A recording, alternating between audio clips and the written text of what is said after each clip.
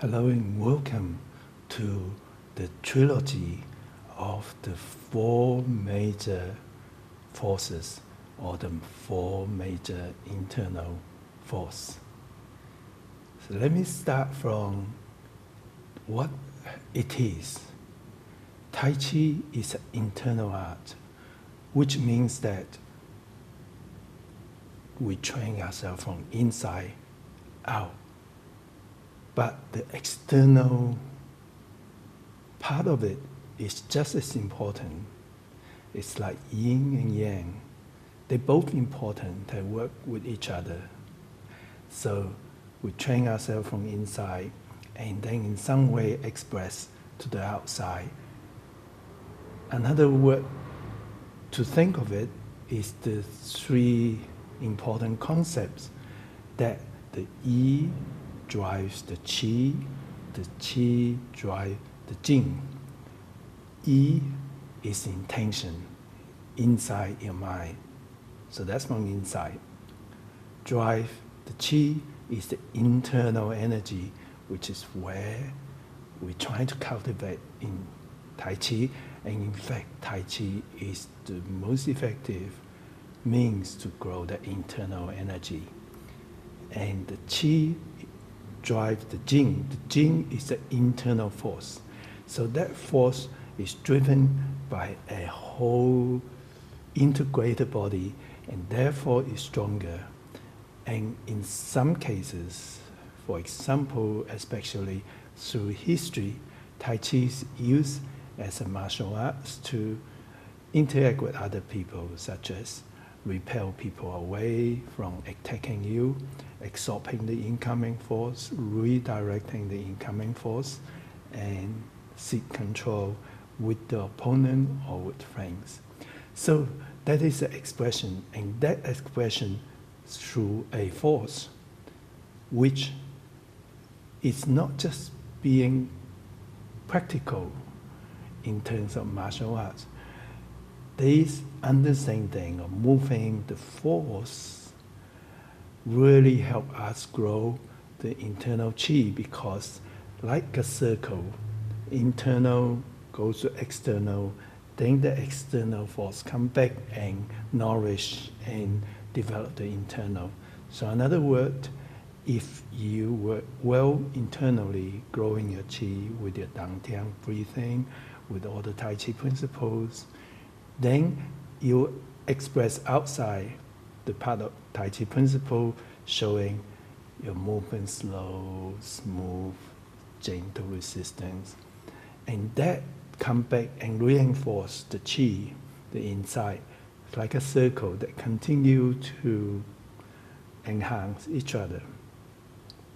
So the four major force is also the basis, the key points people use in an exercise called pushing hands. There are people who say if you don't do pushing hands, you never reach a higher level of Tai Chi.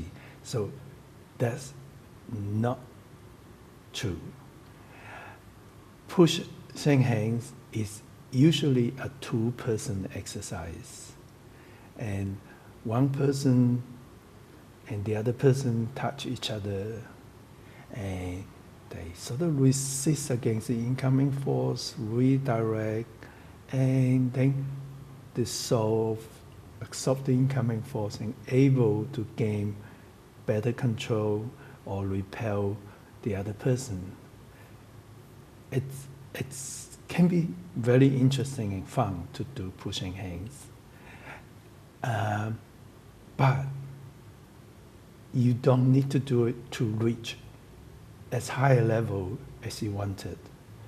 The advantage of pushing hands is interact, communicating with people. The disadvantage of pushing hands is that when you work with people, first of all, it's going to be challenging to find somebody who know enough Tai Chi to can understand where your force is, know how to absorb it, and how to deliver force to you so you don't get injured. And on the other hand, you need to know the opponents so that it can work like yin and yang to balance. So such a partner might not be easy to find. In fact, it's very difficult. And also, you have to start finding somebody to work with you first. If you use visualization, applying the principle and the understanding of those 4 internal forces or 4 Jings, then it's advantageous. You don't have to find somebody. You can practice as often as you like. And that's one very important and very practical point, is that push hands is actually not that easy to do, to be sensitive, to be caring. And even without intention to hurt people, often people get a little stiff, and I've seen lots of injuries from pushing hands. So using visualization, you can grow those forces. You can use those forces to improve your Tai Chi. And you can do it with your colleagues without touching each other. And you will have very little risk of injury because you will be in control what is within your comfort zone and no external force to push you. So therefore, I'm going to talk to you about the 4 major forces without pushing hands. And the forces in Chinese are called Peng, Lui, Ji, Ong, which translate to English. Peng is a wolf, and Lui is a rollback, and Ji is pressing, and Ong is pushing. And of course, each energy has different ways to express it. So I'm going to take an example, explain to you the Peng force today, and then I'm going to get you to try it with me. And then the next session, I'm going to continue to talk about the next 2 forces, Lui, that is rollback and press. And the last session of the trilogy, I'm going to do the last force, is push. And then I'm going to summarize. And each time we're going to have some practice, we're going to have some discussion, and question time as well. So let's start with the Peng force. Peng force translates to wall off. Wall off is like a blocking people off. So it's more or less like a defensive force, but it's more than that. So one of the most clear way of expressing those 4 energy is Yang style, stroking bird's tail. And I'm going to mention other style as well. So let me show you first off. Started from getting ready, carrying a ball. And this is wall. And this is rollback.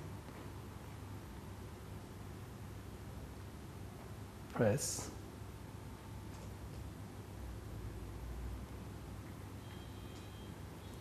And push. And there are, of course, other styles that may look different. I'm going to start with this Yang style first, wall off. So it's like a blocking force in here. So in case somebody pushing you, you have a resistance so that you not sort of get pushed away and lost your footing, which is important. It's like if somebody shout at you, you don't just run away, and you listen, and you try to stay your ground and listen and absorb. Why is he shouting with you? So that is wall off. And to do wall off well, now, before I'm talking about wall off well, it's actually more than blocking.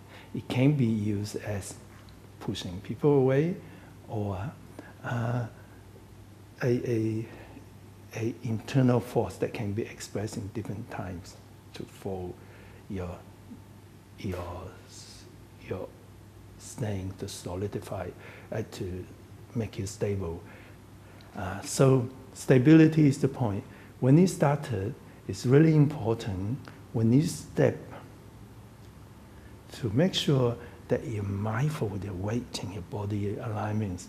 So your heel touch down first, all your weight on this foot, and then your foot down, and only then you start transferring your weight and separate your hands. And this hand is here in front of the chest, form a semicircle. So there's an internal energy here, allow you to block and allow you to absorb incoming force too.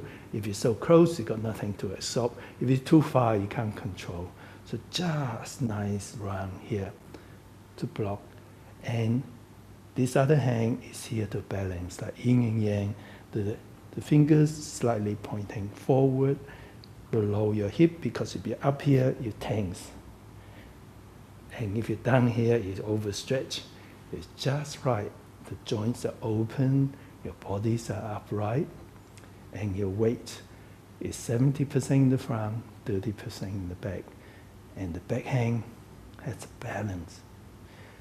And the other thing is to get there, when you start moving, your weight transfer, you start moving both your hands in coordination, keeping your body upright, keeping your body in the same height so you don't pop up or down. And then when your weight shifts forward to where is 70% of your weight, generally, if you look down, your knee, you should be able to see your toe. If you bend this much and your knee past your toe, you kind of overcommit yourself and you get overstretched. You don't balance as well. So you want to just look down and see at least a bit of your toe. And so you started same way and finish in that pose. So that's what I'm explaining now.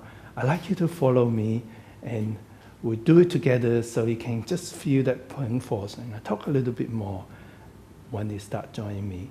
So we're going to come out and join me. If you are comfortable, by all means, join me to do the warm-up exercise and part of this.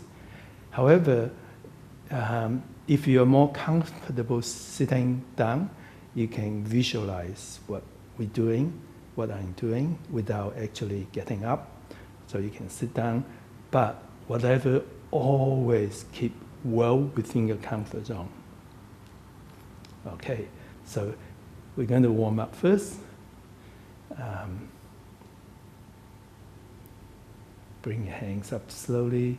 We're just going to do the 3 key warm-ups. Push your chin back gently. Remember everything within your comfort zone. And slowly, slowly bend your neck. Do everything slowly, smoothly. Up, breathing in, chin back, breathing out gently. And one more time, push out, and slowly, slowly bend your neck. Trying to move as though there's a gentle resistance as you coming in, chin back, push against a gentle resistance, and slowly, slowly.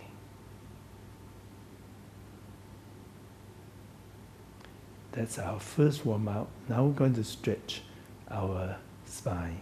So I'm going to get you to bring your hands forward as though you're carrying a large beach ball, and make sure your hands are further out here.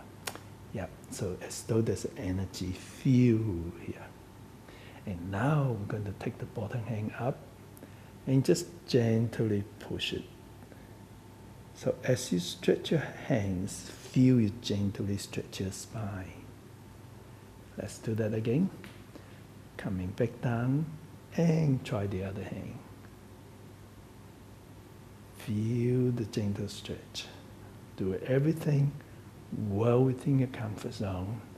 Stretch gently, visualize your spine stretching like your hands stretching.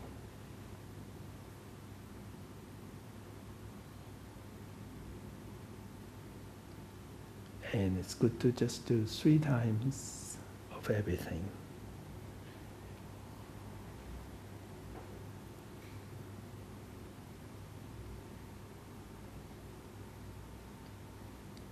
The last warm-up is the knees. Make 2 loose, comfortable fists. Turn your toe out a little bit and make sure you're standing comfortably. And I'll do mirror image to you. So I get you to step forward with your left foot, heel first, foot down, and gradually shift your weight as you gently push your fists forward, back, and the other side. You notice that's a similar way. You weight forward, just like doing the Peng force. You start moving heel first, foot down, then as you weight forward, you punch gently forward at the same time, and you stop when you reach the full bending. So that's a really good practice and good warm-up as well.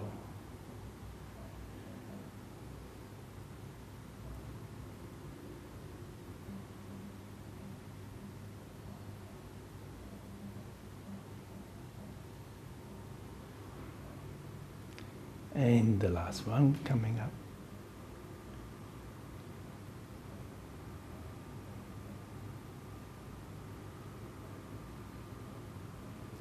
A little shake. So let me show you. First of all, we're going to carry this ball with the weight on this foot, the other foot next to it. And then I'm going to take a step forward, heel first, foot down, and then start moving forward, a block and a balance. Now, it's okay if you not used to this. Just do it well within your comfort zone and get the feeling of it. So you see, I'll go turn back on so you can follow me the right direction. First of all, your heel first, foot down. Take a small step so you not overstretch yourself. Then forward. Now, if you started with your right toe turn 45 degrees, it's going to be easier to step to the left. However, if you started with both feet parallel, you can always turn the toe in if you wish to, and that just makes it a little easier to go to the side. So when you do this, the key is first of all, mindful of the weight transference. Mindful of the movements. Your movement got to be smooth and slow so that you can feel the energy growing. And your body's upright. If you lean forward or backwards, your force is not so stable, easier for people for you to fall down or someone to unbalance you. And if you're standing back, there's no force here. If you go forward, you got a bit more force. So, body upright, weight transference, and it's really helpful when you allow your joints to open up, song your joints, following the principles. Then, when the joint is song, your energy, remember your intention is to block. So it tells your body and your chi to get ready to move to here, to block. And then the internal force will be here as you do that. However, if you are tense and the chi doesn't flow, you don't reach here, and wouldn't give you the internal force, which is more powerful, more resilient, more elastic, and it feels better. So follow me again, just being mindful of your body upright. Bend your knees to where it's comfortable slightly. Make sure you do it well within your comfort zone.